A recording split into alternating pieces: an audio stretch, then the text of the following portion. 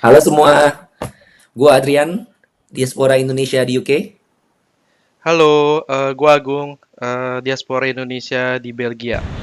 Panelis kita siapa nih, Gung? Panelis yang sangat spesial. Korban kita ini korban ganda ya, korban diskusi jebakan kita ini, Adrian, dan juga korban gempa di Thailand. Ya, ini masih di kawasan yang sama nih, korban kita di daerah Southeast Asia. Nah, ini adalah Franzi. Silahkan perkenalan dulu, Franzi.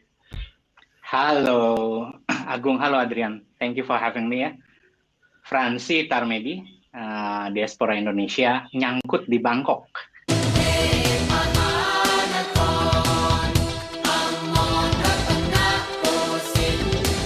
Jadi udah sekitar 14 tahun lah dari tahun 2011.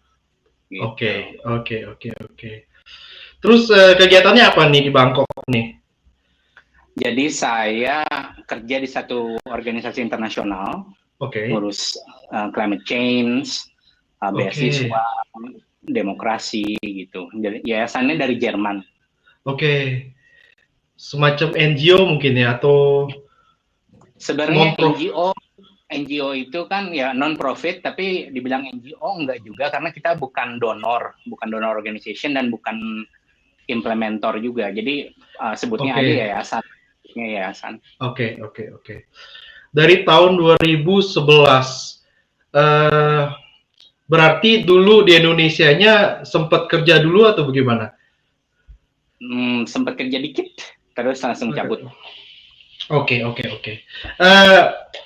Gue pengen tahu nih, dulu kenapa sih mikir pengen ke luar negeri gitu? Dan kenapa ke Thailand, ke Bangkok? Ini kan sangat spesial nih kayaknya ya. Maksudnya kita sangat appreciate banget nih. Kita sangat beruntung juga nih, Adrian, kita punya korban dari Thailand, maksudnya diaspora Indonesia yang ada di Thailand yang sudah segitu lamanya gitu di Thailand. Kenapa pengen keluar negeri dan kenapa Thailand gitu? Bisa ceritain nggak, Franzi? Bisa dong. Jadi gini lah, kalau saya tarik ya ke ujung itu pengalamannya dari waktu kecil sih. Oke. Jadi waktu kecil saya ini kelahiran Bandung tapi gede di Jakarta. Dan punya keluarga cukup besar. Jadi dari bapak itu dia total 12 bersaudara. Wow. Dari 12 bersaudara itu banyak yang ngerantau. Tapi ada satu paman yang berkesan banget. Dia itu ngerantaunya ke Amerika, lalu end up-nya di Rotterdam, terus sekarang di London. Yang berkesan tuh kayaknya waktu saya umur 8 ya, dia datang ujuk-ujuk ngasih kayak semacam rifle gun yang mainan anak kecil. Itu keren banget, bagus banget, dan dia bilang ini dari Amerika gitu.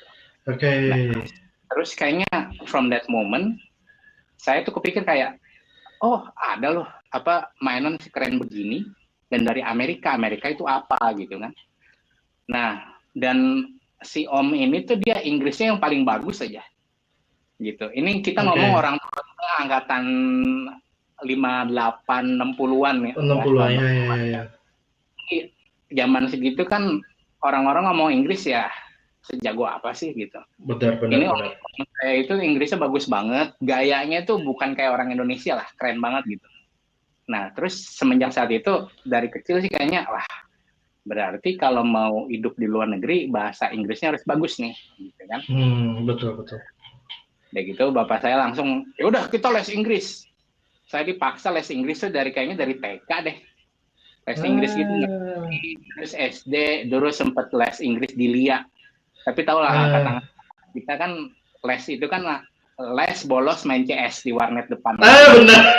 Bener banget.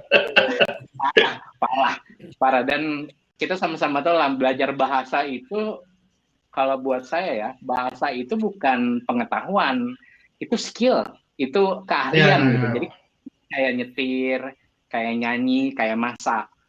Jadi percuma kita apal grammar mentok, IELTS sama TOEFL hampir sempurna, tapi kalau kita nggak pernah pakai itu nggak berguna gitu kan. Betul. Jadi tuh Inggris saya ya sampai kayaknya sampai umur 2 lulus S1 lah. S1 saya di Indonesia. Lulus S1 kayaknya sih Inggris oke-oke aja lah. Ngomong kalau nonton film ngerti, subtitle bisa nggak baca kan. Tapi masalah ketika ngomong ya kan, native speaker mana ngerti ya kan, kita orang Indonesia ngomongnya aja kan, hello, how are you, welcome, you like spicy food, jadi aksennya tuh nempel kan. Nah itu tuh pengetahuan tentang bahasa ini buat saya sih salah satu modal ya. Jadinya Inggris itu sangat painful lah, karena kayaknya kita udah bertahun-tahun belajar Inggris tapi kok tetap aja orang ngomong sama orang kulit putih dia tetap nggak ngerti gitu kan kita ngomong Inggris kayak apa. Nah terus waktu saya SMP SMA saya banting setir, bahasa apa berikutnya? Jepang. Jepang. Karena waktu itu kan zamannya Rurouni Kenshin, Tokusatsu, semua kan. Jadi zaman-zaman itu tuh saya tiba-tiba ke mama, ke ibu, mah pengen les Jepang dong. Berapa katanya? 2 juta. Nah 2 juta zaman segitu tuh tahun 2000-an mahal tuh 2 juta tuh. Ya kan? Ya. Terus saya ngomong ke bapak saya, Pak, mau ini dong les Jepang. Ngapain kamu? Pasti buat baca komik ya katanya. Mendingan les Mandarin. Keluarga Cindo ya Fransi? Cindo. Cuman kita dari Bandung, jadinya Cindo yang ngomong Mandarin gitu ibaratnya. Ngomongnya Sunda malah ya? Ngomong Sunda malah di rumah gitu. Jadinya kalau sama populasi Cindo di Medan yang ngomongnya ada Hokkien, ada Mandarin.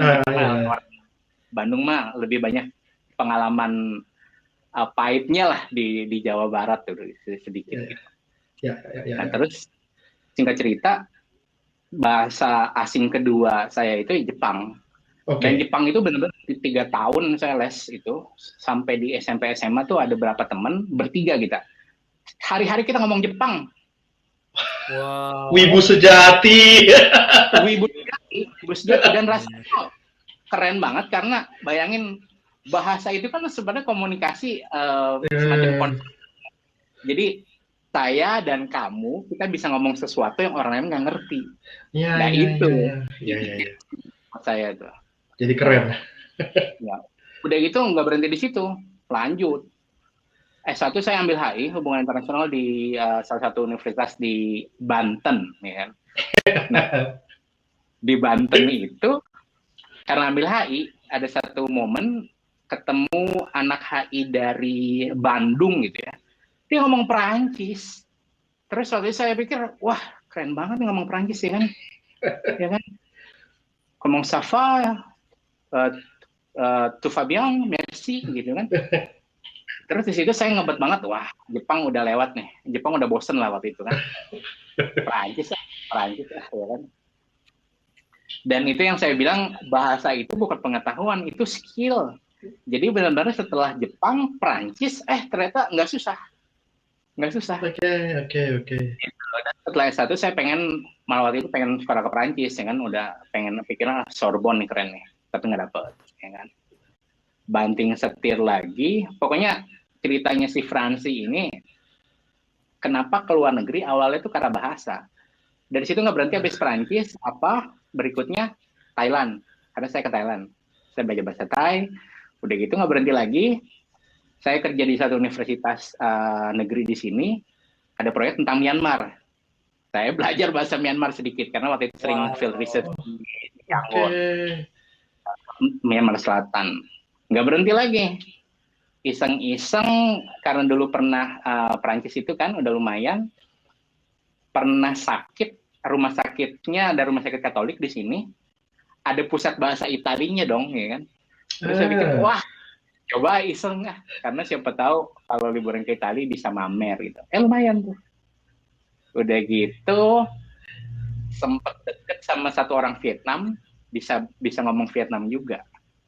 Gitu. Nggak berhenti deh, pokoknya lanjut terus, karena buat saya itu sesuatu yang bahasa itu karena skill, kan semua juga pertama belajar bahasa kan ngomong tentang dirinya sendiri, perkenalan diri kan, lalu situasional di restoran, di transportasi, di tempat publik, di transportasi, belanja. Jadi selalu polanya seperti itu kan.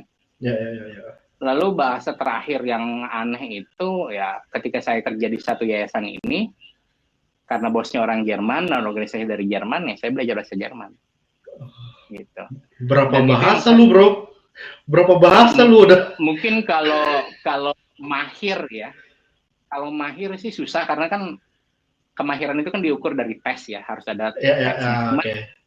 kalau dihitung ya, saya bisa mengerti berkomunikasi ya dasar itu adalah 7. 7, bro. Polyglot, Gung.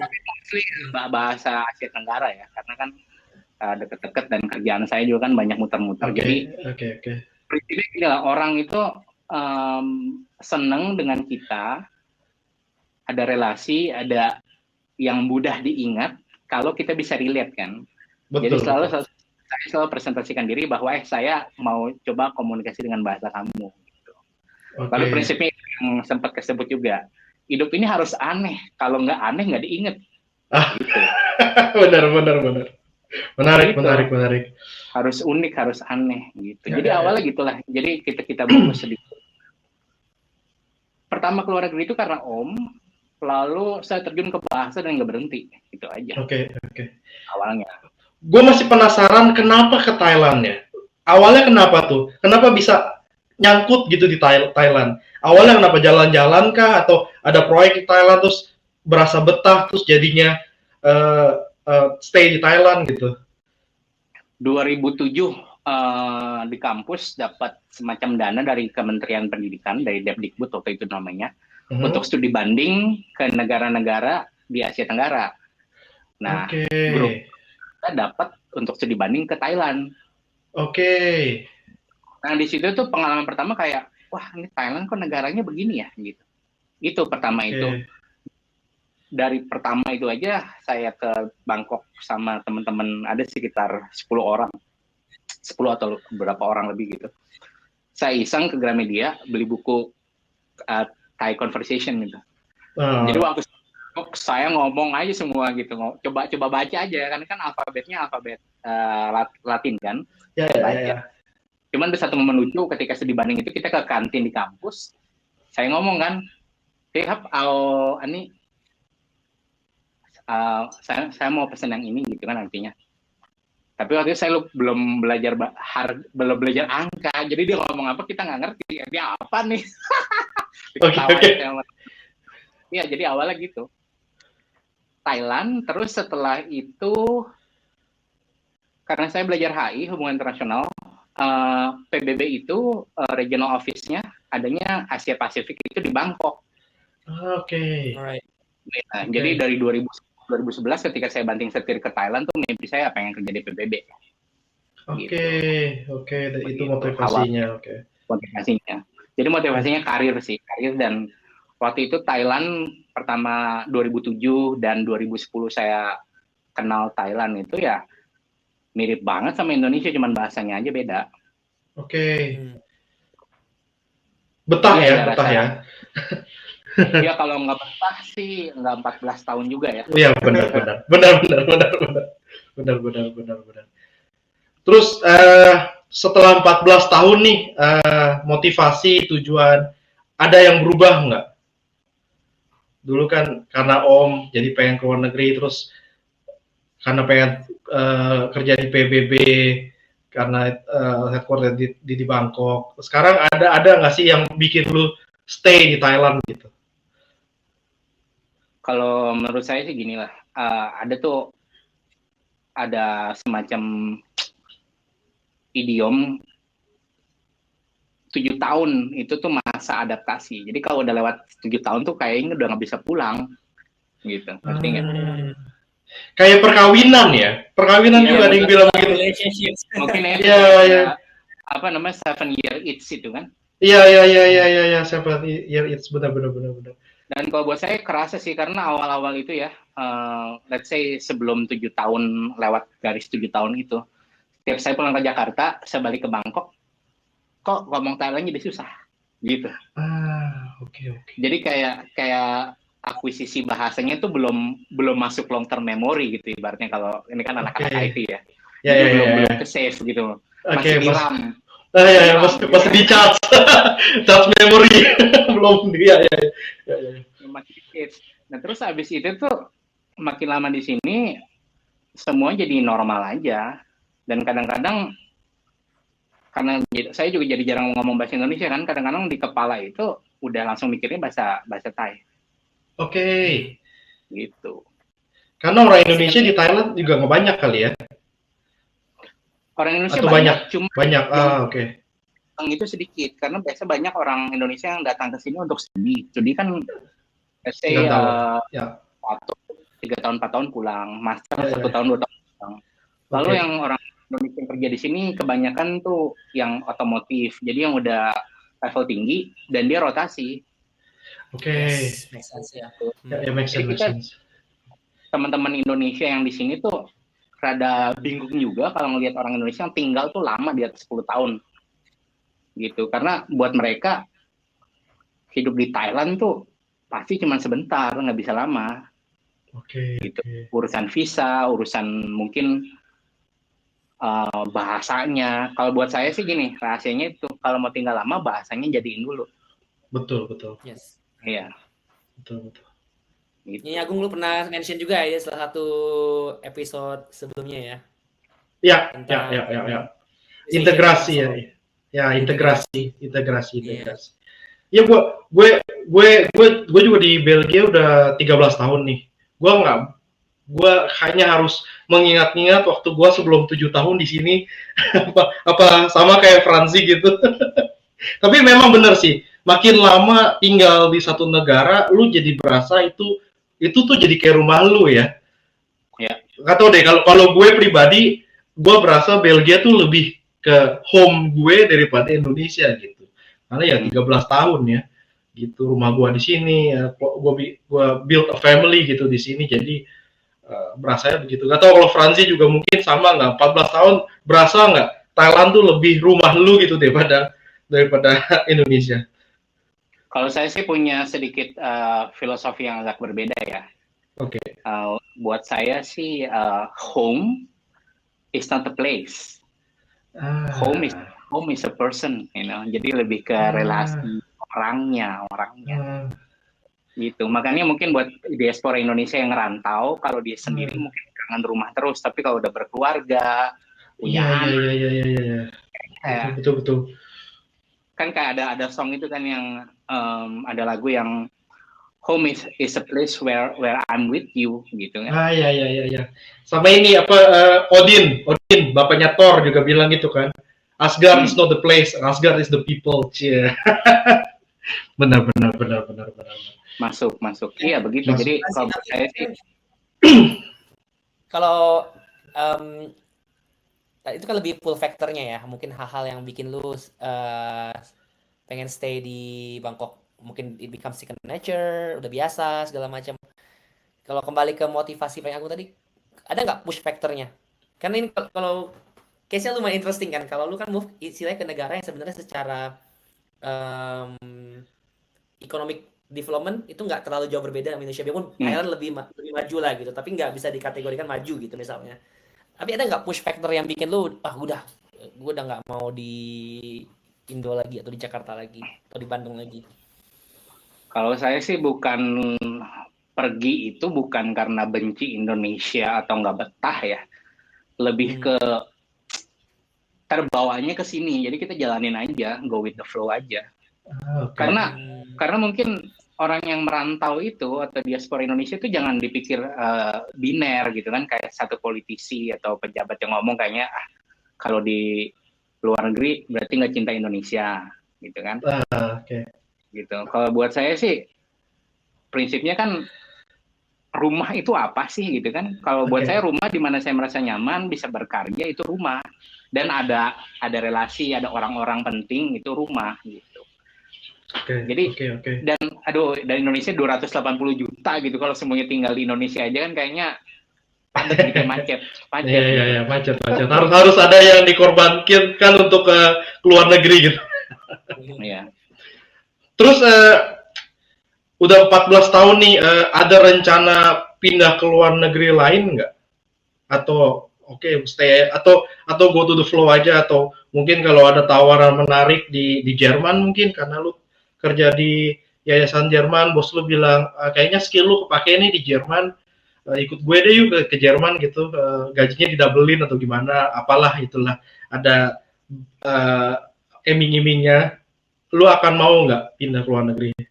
Ya kadang-kadang kepintas sih ada aja lah, karena kepikir wah mungkin kesempatan lebih besar, mungkin lebih enak daripada Thailand seperti itu. Cuman kayaknya kita semakin tua ya, semakin realistis nggak sih? Kalau waktu muda kan kayaknya saya kayaknya pengen ke Afrika gitu, pengen keliling dunia gitu. Kayaknya makin tua tuh makin realistis aja. Kita tahu apa yang kita bisa, kita tahu apa yang kita nggak bisa gitu. Dan untuk konteks Jerman ya gajinya besar, pajaknya 45% gitu kan, kayak ya sama aja gitu kan, sama aja. Yes. Atau ya oke, 40% sama sih, gue juga di Belgia sekitar segitu sih pajaknya. Baik.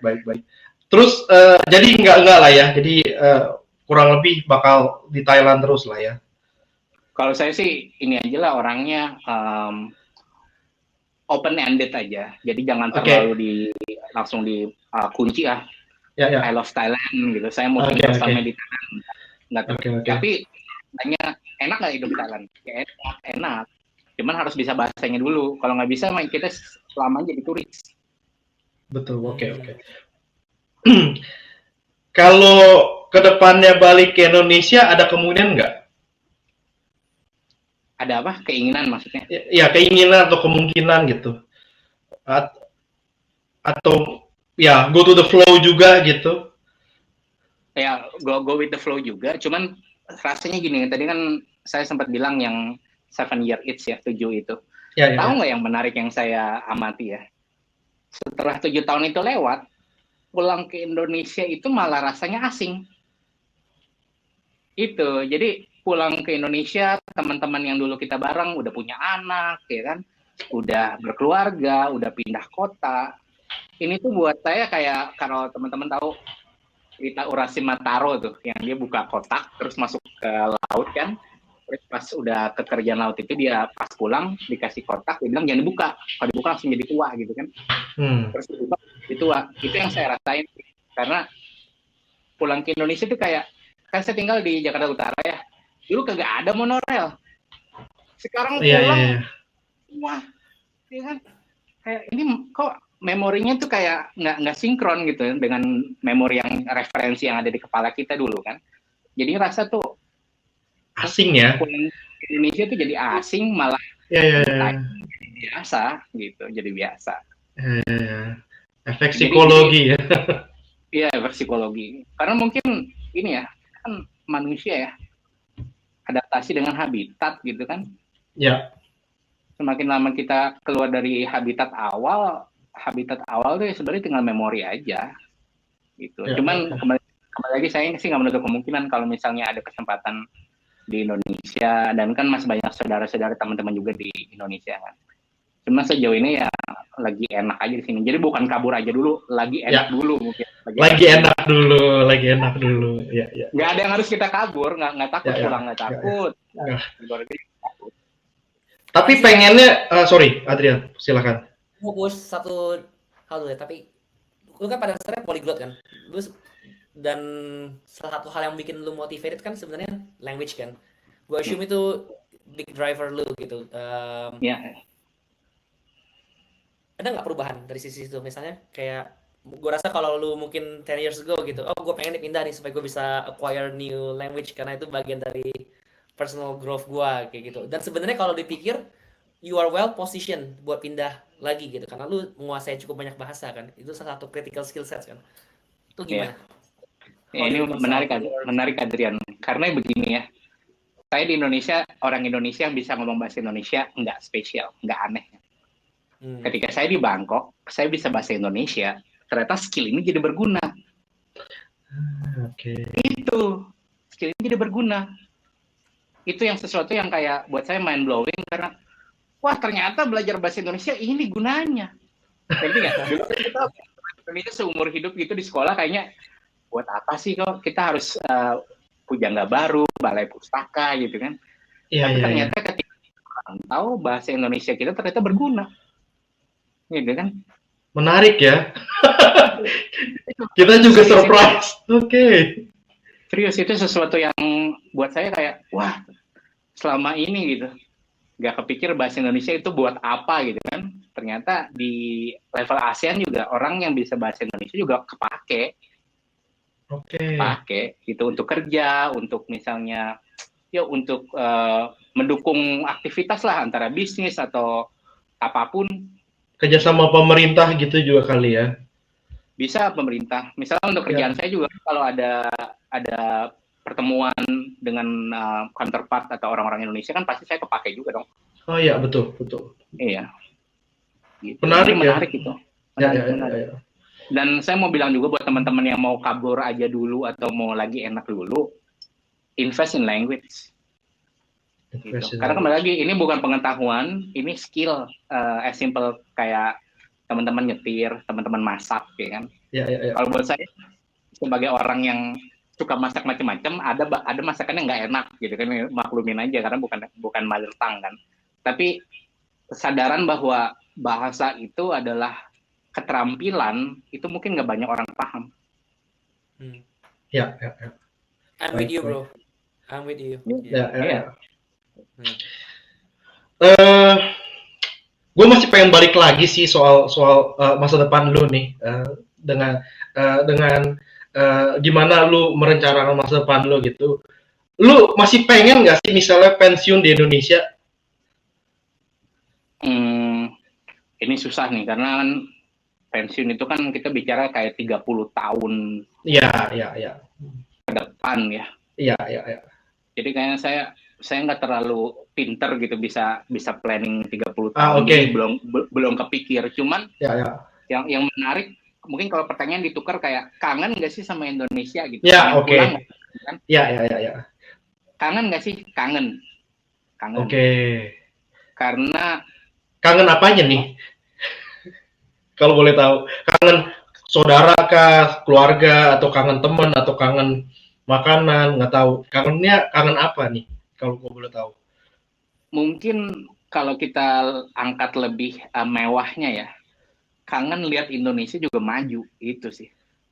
Oke.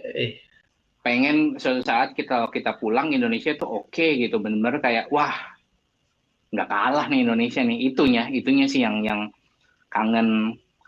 Mungkin lebih kayak keinginan Indonesia maju gitu. Oke. Jadi bukan dalam konteks pensiun ya, Fransi, malah mungkin lebih ke near term, mid term, kalau ada opportunity yang lu bisa contribute, gimana tuh misalnya?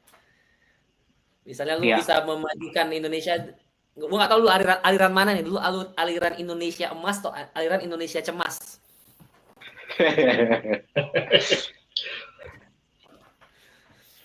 Karena saya hidup di Thailand ya. Thailand juga nggak bagus-bagus banget, nggak jelek-jelek banget gitu. Kayaknya setiap negara tuh, you can name it, Singapura, apapun gitu. Nggak ada itu yang negara bagus banget atau jelek banget tuh nggak ada. Ya.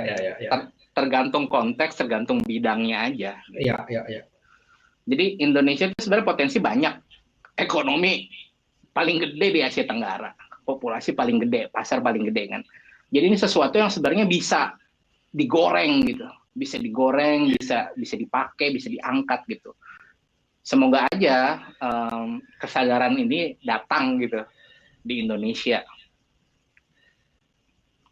Aktornya siapa ya? Rada susah ngomongnya ya, karena kan kita juga bukan pengambil keputusan. Ya, baik. Micro level nih, Fransi misalnya.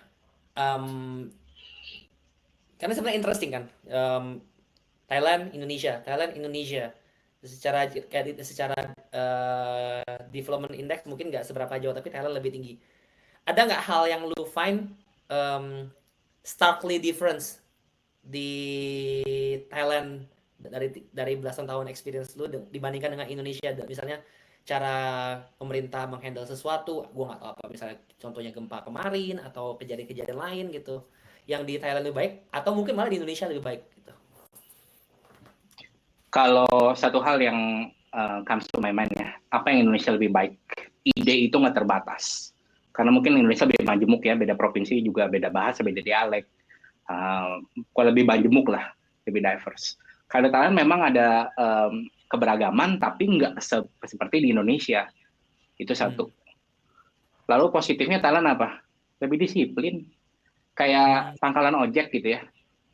Itu yang nunggu. Jadi kalau di Thailand itu di Bangkok, let's say, pangkalan ojek itu cuma boleh ngambil penumpang di satu jalan itu aja. Semua makannya pakai rompi dan ada nomor yang berapa itu. Nggak boleh rebutan kecuali mau pakai yang aplikasi online, ya kan? Oke.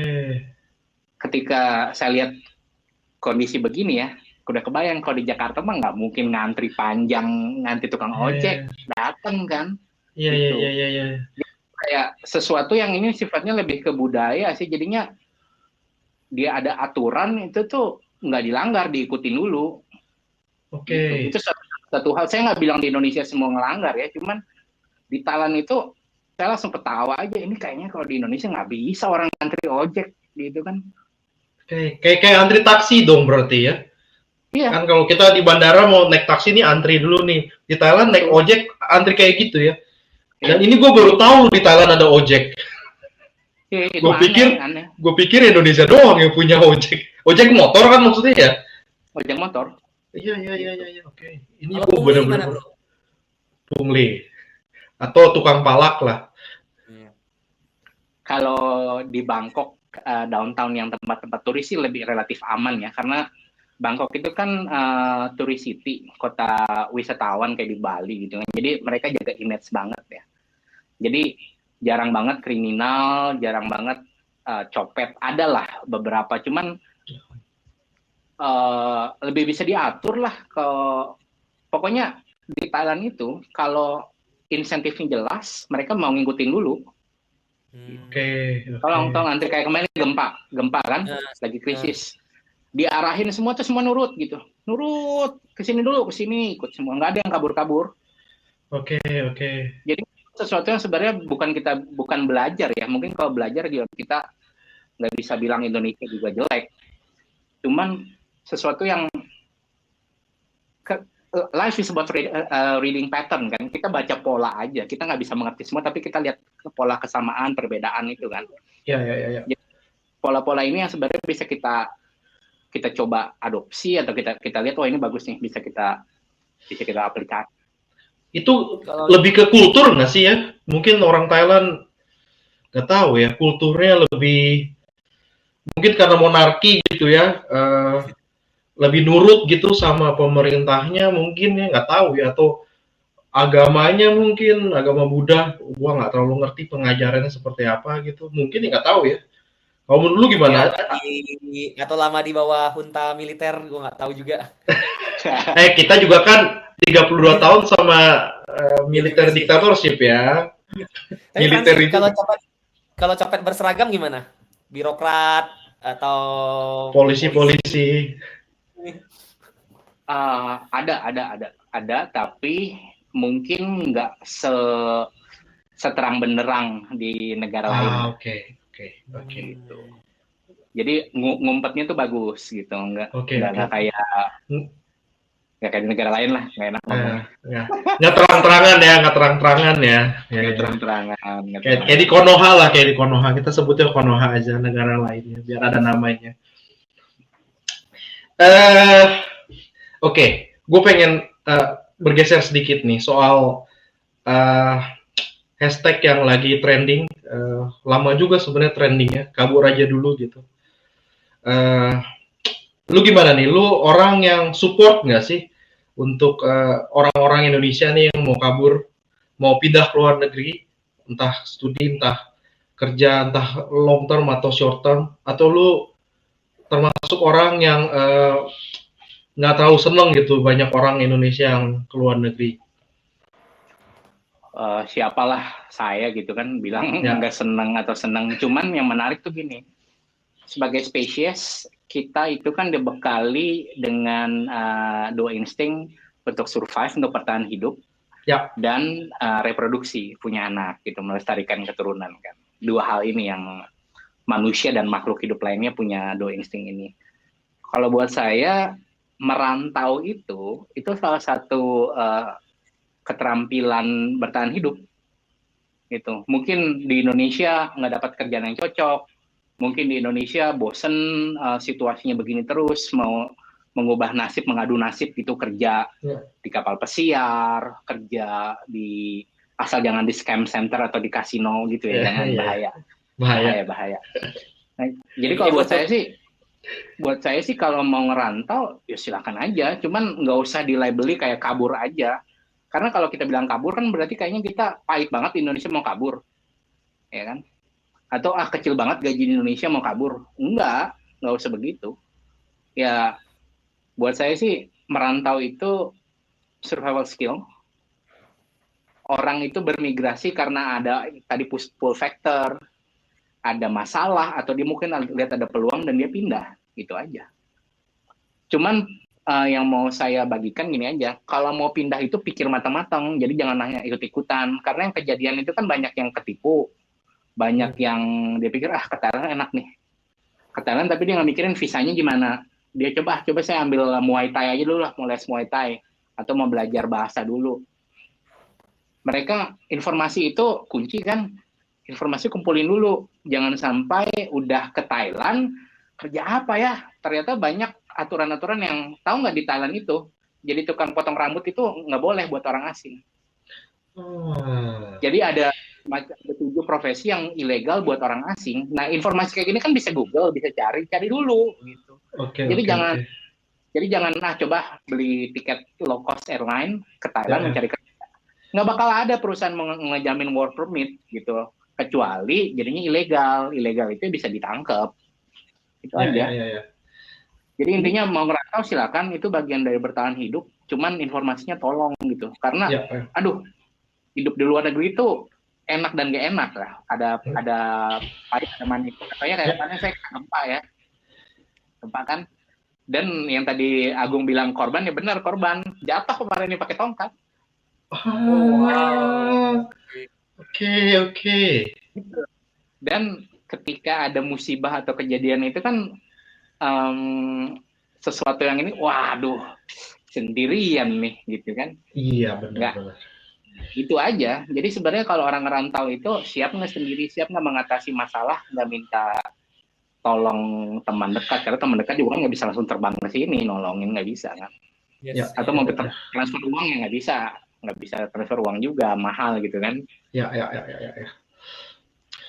Gue masih sangat penasaran sih sebenarnya sama lu gitu, diaspora di Thailand gitu. Gue pengen tahu tuh, tadi lu udah sempet bahas soal bahasa gitu, soal tadi kayak 7 profesi yang orang foreigner di Thailand tuh nggak boleh lakuin. Nggak boleh.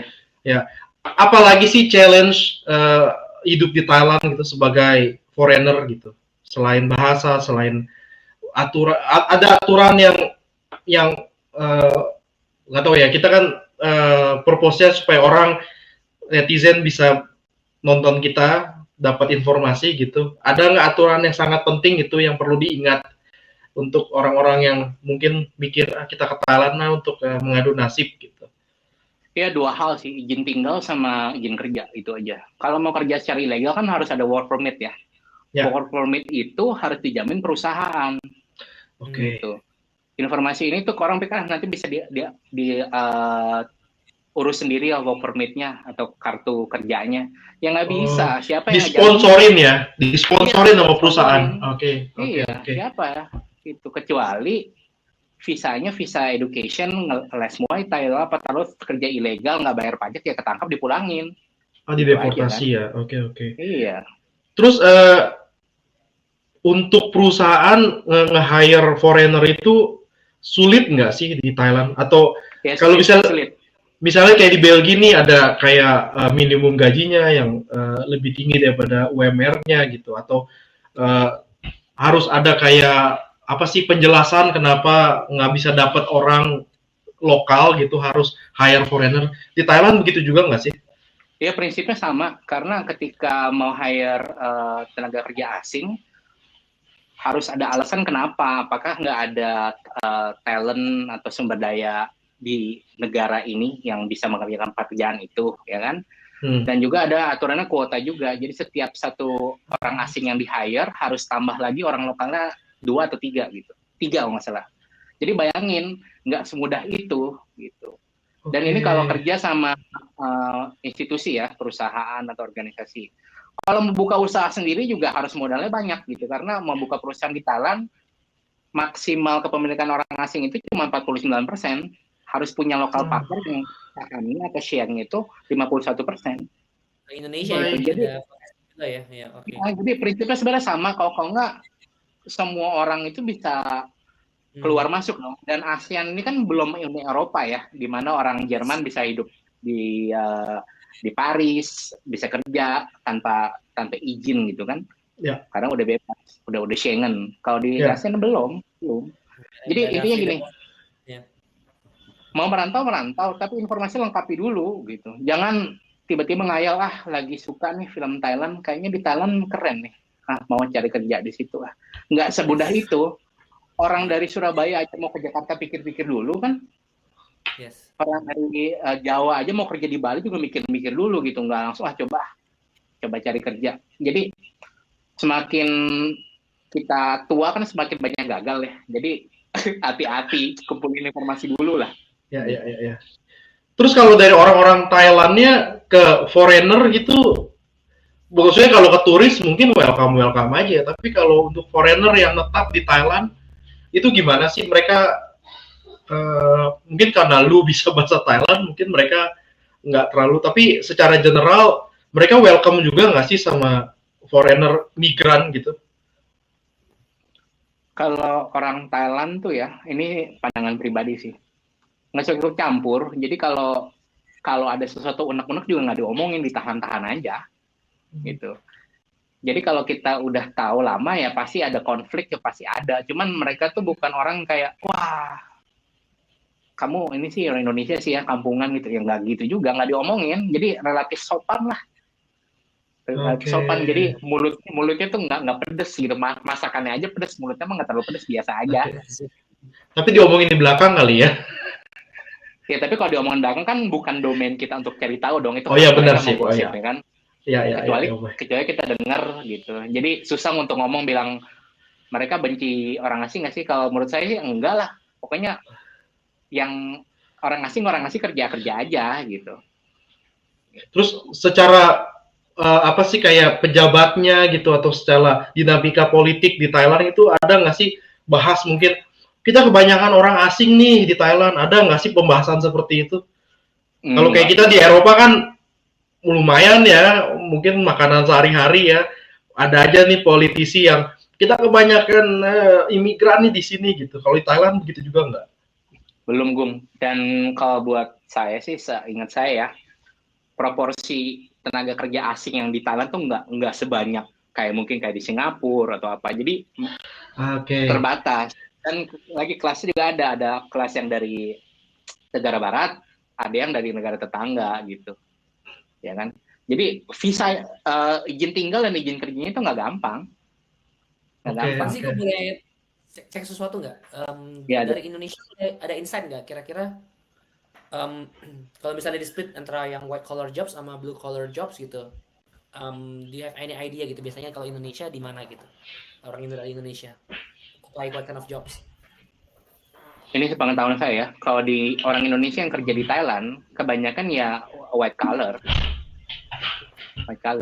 Karena kembali lagi, ada aturan untuk negara tetangga Kamboja, Laos, Myanmar, Vietnam, CLMV ini, mereka tuh bisa kerja blue collar dan visanya lebih mudah karena butuh kerja kasar kan, seperti korban-korban yang ngebangun kemarin yang tower runtuh 32 lantai itu kan pekerjanya kebanyakan orang Myanmar. Gitu. Jadi ini juga strata kerjaannya juga gitu.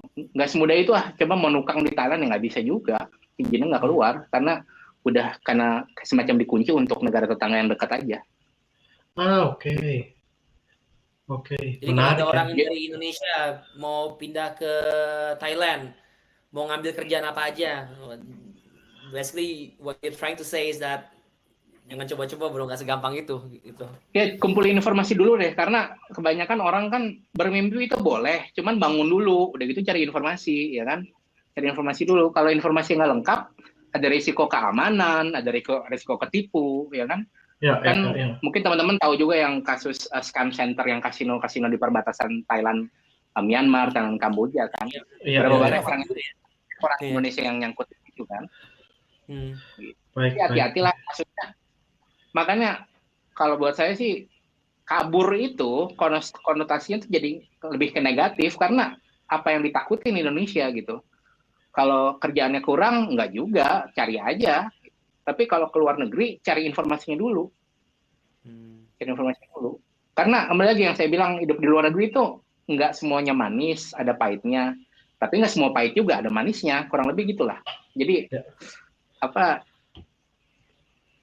pendulum lah, kadang-kadang Indonesia manis nggak? Ya manis, tapi ada pahitnya. Di luar negeri manis nggak? Ya pahit juga, susah gitu. Jadi there is no single answer sebenarnya tuh per konteks. Yang menurut gue lu agak menarik, lu bilang tadi, ini pertama kali gue dengar ada orang bilang manusia bermigrasi itu sebenarnya basic instinct.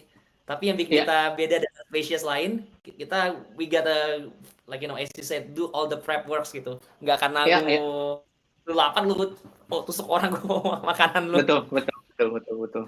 Dan ini menarik nih, ini karena Adrian nyinggung ini, ada satu teori yang buat saya berkesan banget. Sigmund Freud dia bilang life drive sama death drive. Jadi Eros and Thanatos atau bahasa Jermannya Todestrip sama Lebensstrip. Jadi manusia itu selalu ada keinginan untuk melestarikan hidup sama mengambil resiko untuk mendekati kematian. Itulah kenapa anak muda kebut-kebutan, dia pikir saya bakal hidup selamanya, jadi kebut-kebutan aja terus kita ya. Tapi ketika udah rada tua, udah rada dewasa, wah harus diet nih, harus fitness nih. Pengen punya anak, pengen sehat. Jadi melestarikan hidupnya keluar tuh. Buat saya masuk ke dalam insting bertahan hidup itu, ketika kita kesadaran untuk melestarikan hidupnya sadar, kita juga akan hati-hati, nggak sembarangan ke Jepang cari kerja, ya nggak gitu, cari informasinya dulu lah, gitu kan? Itu jadinya ketika Anda mau merantau, tanya dulu, ini tuh buat senang-senang atau untuk melestarikan hidup, gitu. Itu aja pertanyaannya, coba pikirin. Atau bisa dua-duanya ya? Bisa dua-duanya dong ya? Bisa dua-duanya. Cuman kalau misalnya enak nih ke Myanmar lagi konflik kerja di situ kayaknya enak nih. Ya hati-hatilah gitu kan. Hati-hatilah.